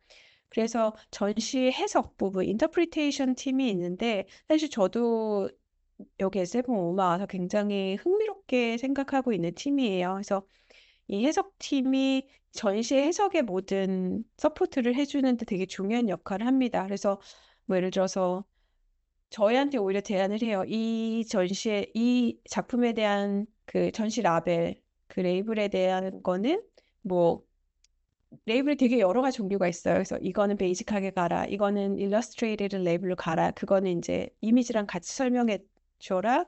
그리고 이거는 더 많이 디테일한 걸로 설명해 줘라. 등등등. 그리고 뭐 텍스트의 워드 숫자까지. 그리고 뭐 접근성을 강화하기 위해서 이건 비디오 가이드로 제작해야 된다. 오디오 가이드로 제작해야 된다. 그리고 그리고 그 이해를 도울 수 있는 여러 가지 장치들을 마련해 줘요. 그래서 이번에 제가 한 게린더 게임에서도 어 뭐 예를 들면 어떤 것들은 만질 수 있게 이렇게 그 머티리얼을 그 옆에 놔준다거나 왜냐면 항상 뮤지엄에는 촉각적으로 배우고 싶은 사람들이 있거든요. 어떤 분들은 청각적으로 배우고 싶고, 어떤 사람들은 시각적으로 배우고 싶고, 이런 어떤 좀 포용성과 접근성에 되게 신경을 많이 씁니다. 저 전시 과정에서 좀 그런 것들이 다뤄지고, 또 전시 끝난 다음에도 이런 그 지속 가능성 말씀 주신 그거에 대한 논의가 굉장히 많이 이루어져요.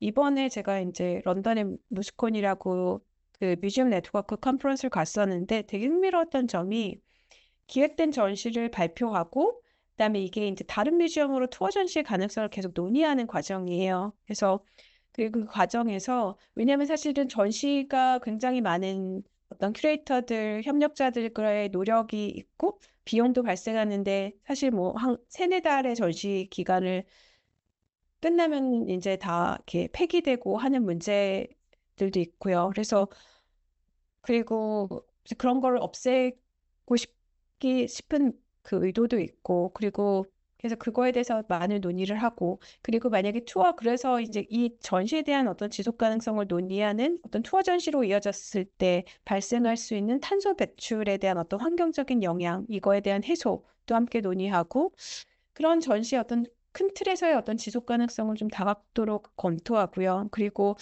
너무 의미 있는 프로젝트가 있는데 한 뮤지엄의 버짓이 부족하다면 다른 뮤지엄과 협력해서 이제 하는 어떤 코커미션의 형태도 함께 논의하고요. 그래서 어떤 인적이든 경제적이든 환경적이든 지속 가능한 방식을 지속 가능한 방식으로 이렇게 운영할 수 있는 그리고 진행할 수 있는 그런 어떤 다각도의 어떤 검토가 굉장히 활발하게 논의되고 있음을 알 수가 있었어요. 그리고 굉장히 이거는 어떤 환경적인 책임이라든지 협력적인 운영이라는 그런 현대적인 요구를 반영하는 되게 중요한 과정이라고 생각이 듭니다. 그래서 전시 중, 전시를 준비하기 하는 동안, 그리고 전시 기간 동안, 그리고 전시 후까지 말씀 주신 이 논의들은 굉장히 뮤지엄에서 되게 중심에 놓고 고민하는 이슈입니다.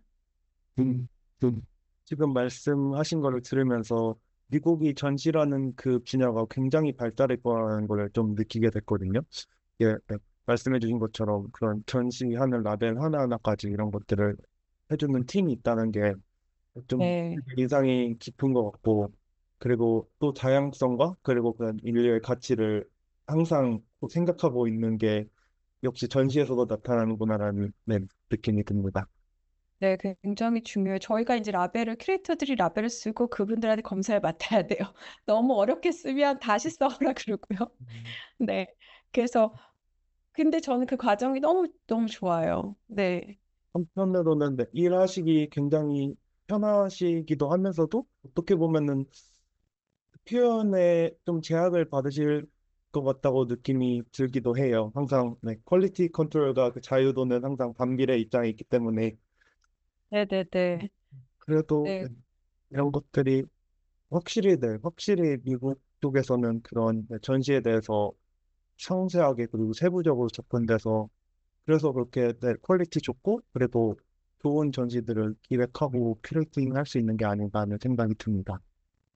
네, 저도 그 부분 사실 많이 경험하고 배우고 있는 것 같아요. 그래서 이제 시간도 훨씬 더 준비 기간도 그 제가 한국에서 했던 것보다 훨씬 더 많이 소요가 되지만 또 그만큼 그런 과정들이 또 있으니까 또 아무래도 또 더 많은 사람들한테 더 접근이 쉽게 다가갈 수 있는 전시를 만들지 않는가 또 이런 생각을 많이 합니다. 네. 그러면 혹시 아까 말씀해 주셨다시피 다른 팀이랑도 많이 협업을 하고 계시는 것 같은데 이런 데서 혹시 건축이 전시에서 어떤 역할 또는 매개체가 될 수 있는지 좀 궁금하거든요. 왜냐면 보통 현실에서 건축의 역할은 다른 프로그램이나 다른 인더스트리를 담는 그런 역할을 하는데 근데 네, 전시에서는 건축 자체가 다른 전시를 돕거나 아니면은 매개체가 될 수 있는 가능성이 있다고 생각을 하거든요. 그래서 혹시 네, 네, 네, 제 인더스트리에서는 건축이 항상 주인공이었는데 혹시 전시에서는 맞아요. 다른 역할도 하는지 좀 궁금합니다. 제가 이때까지 했던 것도 사실은 건축이 항상 주인공이었었어요. 근데 제가 이제 SF 모마에서 처음 한 프로젝트가 사실 저한테도 되게 새로웠는데, 게린더 게임이라고 하는 어떤 스포츠 예술 문화를 다루는 대규모 전시회예요. 제가 알고 있기로는 SF 모마에서 열린 전시 중 가장 큰 전시라고 들었어요. 네, 그게 뭐 규모면이나 어떤 참여한 작품의 수나 그리고 근데 여기서 되게 흥미로운 게 뭐냐면 저희 건축 앤 디자인 큐레이토리얼 부서에서 이거를 주도해서 주도해서 이제 기획을 하고 있는데 사실은 건축, 디자인, 페인팅, 뭐 조각, 미디어 아트, 사진, 설치 작품, 뭐 되게 다양한 매체가 어우러져서 우리의 그, 그 스포츠에 대한 얘기를 계속 같이 하고 있거든요.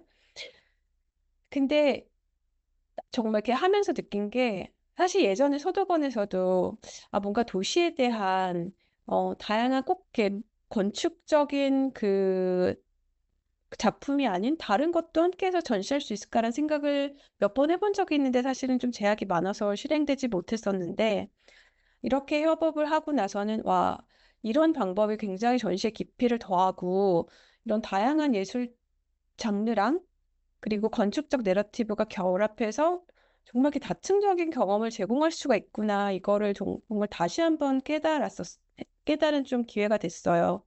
그래서 어, 이 전시에서는 건축이 어떤 작품이랑 관객 사이의 연결고리가 돼서 관람객들이 뭐 스포츠, 문화, 예술의 상호작용을 좀 다각적으로 탐구할 수 있도록 한 매개체가 되지 않았나라는 생각이 들고 되게 이런 앞으로 좀 더 건축 전시도 조금 더 어, 이런 방법으로 다중 협력해서 하는 전시도 굉장히 어떻게 보면 그동안 고민했던 많은 부분을 좀 해결해 주지 않을까 이런 생각을 합니다. 건축 전시만 했을 때 항상 하는 고민들이 많았거든요. 이를 어떻게 잘 보여줄까? 이를 어떻게 잘 전달할까? 어떻게 좀 더 이해하기 쉽게 전달할 수 있을까? 이런 고민들을 굉장히 많이 했는데 저는 사실은 이번 전시를 통해서 그런 부분들이 좀 해결될 수 있는 가능성을 많이 경험했다고 생각을 합니다. 맞습니다. 아니죠. 저도 국립도시건축박물관 세종시에 신설되는 그 프로젝트에 잠시 참여했던 적이 있는데, 거기서도 이제 전시품에 대한 많은 고민들을 했어요. 근데 저희가 논의들이 나왔던 게, 가장 처음에 나왔던 게, 뭐, 전시 목겁이라던가, 아니면은 스케치라던가, 이런 정말 일차적으로 건축과 관련된 그런 소장품들을 가장 최우선시해서 콜렉트를 하려고 했던 움직임이 있었습니다. 근데 네, 전축 자체가 말씀해주신 것처럼 삶을 담고 있고, 그리고 built environment잖아요. 그래서 그 안에서의 그런 인간의 그런 활동과 그리고 문화에 대한 모든 다각적인 것들을 콜렉트 할 수 있다는 걸 그때 알았으면은 좀 더, 네, 활동하는데 그 프로젝트에 참여하는데 좋지 않았을까 하는 생각도 들고, 그리고 그런 것들을 이미 할 수 있다는 것 자체가 관객분들께서 그런 것들이 주는 메시지랑 그 메시지가 이미 건축과 연관돼 있구나라는 그런 거를 이미 기저에 인식하고 계시기 때문에 그런 전시들이 또 허용될 수 있지 않을까 하는 생각도 들고 있습니다. 맞습니다. 네, 되게 중요한 부분인 것 같아요. 윤호, 그러면 현재도 전시를 지금 하고 계시죠? 네. 어떤 전시를 하고 계신지 간략히 좀 소개해 주시고, 그리고 또 추후에 또 어떤 프로젝트들을 네, 기획하고 계시는지 혹시 말씀해 줄 수 있으시면 그 부분도 좀 네, 말씀해 주시면 좋을 것 같습니다. 현재 준비하고 있는 전시는 몇 가지를 이제 제안하는 단계예요. 이제 전시가 오픈했고, 그리고 이제 이때까지 그 억세션으로 바빴어서 이제 피치를 해야겠다는 단계인데, 사실은, 그래서 여러 개가 있어요. 그래서 하나를 좀 뚜렷하게 말씀드리기보다는 그냥 제가 하고 싶은 거를 말씀드리면 약간은 저도 계속 한국에서 활동을 했기 때문에 SF 모먼 왔을 때 한 가지 약간 스스로 느끼는 약간 책임감과 소명이 있었는데 뭔가 한국 건축을 소개하는 전시를 기획하고 싶다 이런 게 사실 항상 마음에 있었어요. 왜냐면은 모르겠어요. 제가 여기 있으니까 좀 더 느끼는 건데 제가 예전에 대학원을 다닐 때 미국에 있을 때 그리고 이랑 이렇게 비교를 해보면 확실히 정말 이렇게 다음은 한국인 거예요. 그러니까 한국 문화에 대한 관심, 예술에 대한 관심이 너무나 정말 사람들이 너무 많이 가지고 있고, 뭔가 건축이 이 흐름을 좀 확장하고 심화할 수 있는 좀 중요한 매개체가 될 수 있다는 생각이 정말 늘 들어요. 네. 그래서 제가 여기 있으니까 사실은 그게 정말 더 많이 느껴져서 때부터 그러는데, 그리고 한국이 좀 도시화 때문에 어떻게 보면 급격하게 사회적인 변화가 되고, 그런 어떤 그런 상황에 따른 어떤 독특한 건축적인 대응을 이끌어 왔잖아요. 근데 저는 그게 되게 글로벌한 어떤 건축 담론에서 굉장히 실질적으로 되게 기여를 할 수 있는 사례라고 생각을 해요. 그리고 뭐 한국 건축이 지역적인 정체성을 유지하면서도 또 세계적인 관점을 수용하기도 하고, 뭐 이런 오늘 얘기한 뭐 지속 가능성이든 도시화, 공공성 등 되게 흥미로운 주제에 대한 접근 방식을 되게 보여주고 있거든요. 그런 것들을 사실은 해외 건축 플랫폼에서 얘기하고 싶고, 또 되게 흥미로울 수 있다고 생각을 합니다. 그래서 좀 그런 생각을 계속 하고 있는 중이고요. 그리고 좀 전에 컬렉션도 말씀드렸다시피, 그러니까 저희가 이제 저희 컬렉션을 보면은 굉장히 많아요. 한 6만 개 작품이 넘게 있는데요. 건축 앤 디자인 부서에만. 근데 한국 거는 정말 손에 꼽아요. 몇 개 있어요. 근데 너무 안타까웠다는 생각을 많이 해요. 되게 해서 그 기회를 통해서 좀 한국 건축과 디자인 작품을 좀 포함시키고 싶다는 생각도 듭니다. 그래서 이런 글로벌한 건축의 담론 속에서 그런 한국 건축이 가진 그런 좀 위치를 재조명하는데 조금이라도 제가 만약에 여기 있을 때 할 수 있다면 하고 싶다는 생각이 많이 들고요.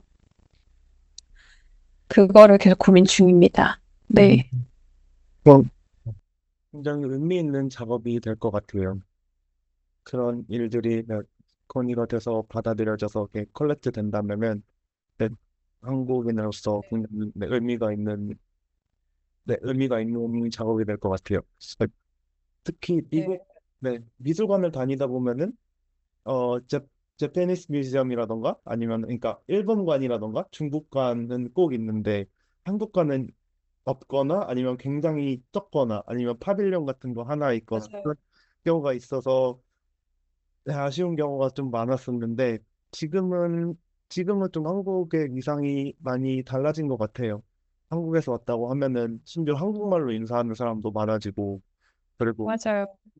심지어 뭐 여자친구 심지어 두 분 다 외국인 커플인데 여자친구 따라서 넷플릭스 한국 드라마 본다고 막 그러시는 분도 계시고 뭐 이게 건축까지 이어질 수 있으면은 저희는 더할 나위 없이 행복할 것 같습니다. 근데 저는 충분히 한국에 너무 잘하시는 건축가분들 굉장히 많잖아요. 근데 상대적으로 약간 그러니까 해외에 알려질 기회가 없으시거나 좀 그런 분들이 더 많으신 것 같고 정말 한국 건축가분들이 훨씬 잘한다는 생각도 많이 들어서 뭔가 그거를 아까 저희 그 헤드도 말씀드렸듯이 그런 어떤 브릿지의 역할을 가교 역할을 제가 할 수 있을까? 어떤 식으로 시도를 해야 될지 좀 그런 고민들을 하고 있습니다. 네, 네, 의미 맞습니다. 있을 것 같아요. 네, 맞습니다. 특히나 한국 건축가분들께서 잘 하고 계신 부분이 주어진 제약 속에서 최고의 효율과 그리고 최고의 디자인을 뽑아내는 능력이라고 생각을 하거든요. 그게 그 몇 년 전에 전시했던 그 용적률 게임 아시죠? 와, 네, 저, 거기서 표현이 됐다고 생각하는데 그런 맞아요. 그런 것들이 도시적인 컨텍스트랑 함께 왜 그렇게 발전될 수밖에 없었는지 그리고 그 안에서 건축가들이 어떤 고민을 해서 이런 것들이 나올 수 있는지에 대한 소개까지 자연스럽게 내러티브로 연결이 된다면은 맞아요. 네, 건축가분들께서의 그런 훌륭한 부분이 좀 어필될 수 있지 않을까 하는 생각이 든 거죠. 그리고 아까 건축 투어 전시 말씀드렸듯이 한국에서도 사실 건축 전시 좋은 거 많잖아요. 근데 이게 투어하지 않는 것 같아요. 제가 알기로는.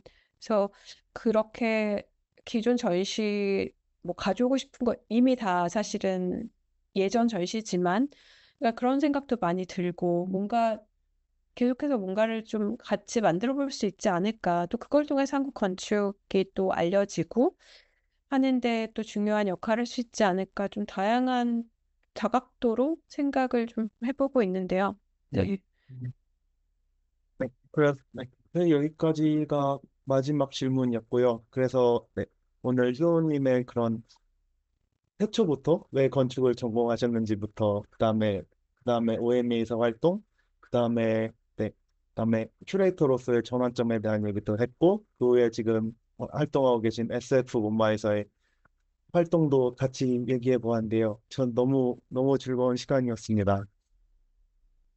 네, 즐거우셨나요? 아, 재밌어야 네, 되는데. 너무 즐겁고 재밌었어요. 혹시 마지막으로 방금 해주셨던 그런 한국 건축을 소개하고 싶다는 브릿지 역할을 하고 싶다는 그런 개인적인 목표를 말씀해 주셨는데 이거 말고도 혹시 다른 개인적인 뭐 계획이나 비전 같은 거를 좀 마지막으로 듣고 그다음에 마치고 싶습니다. 네. 근데 저는 사실은 그러니까 예를 들면 뭐 개인적인 목표나 비전, 그러니까 사실은 저는 무엇이 되어야 된다는 생각은 하지 않아요. 뭔가 그냥 항상 그런 거 가끔 누가 물어보실 때 있거든요. 너는 어떤 뭐 너의 꿈이 뭐야? 뭐 이런 식으로. 근데 사실은 저는 그냥 항상 그럴 때 그런 대답을 해요. 저는 내가 하고 싶은 일을 계속 하는 게 바람이라고 하거든요. 뭐 예를 들면 뭐가 되고 싶어는 절대 없고 그냥 제가 하고 싶은 일을 계속 하고 싶고 그래서 계속 노력하고 있고 그게 계속 이어지기를 바래요. 그래서 지금과 연결시키면 뭐 건축과 디자인을 매개로 뭔가 조금이라도 영감을 주는 큐레이터가 되고 싶고 이 일이 지금은 제일 재밌고 이 일을 계속 하고 싶습니다. 그게 제, 제 계획? 네, 그리고, 네. 네. 아까 계속 제가 들었던 말이 재밌어서라는 말을 굉장히 많이 해주셨거든요. 아, 그래요? 제가 네, 그랬어요? 네, 되게 재미를 따라서 이제 활동들을 해오신데 그것들이 다른 사람들한테 영감이 되고 그리고 그 활동들이 또 다른 기회를 만들어내고 그래서 네, 지금까지 오셨다고 생각하는데 네, 앞으로도 계속 재밌는 그런 작업을 하시면서 많은 분들에게 영감이 되셨으면 좋겠습니다. 감사합니다. 네. 네, 감사합니다. 네, 감사합니다. 감사해요.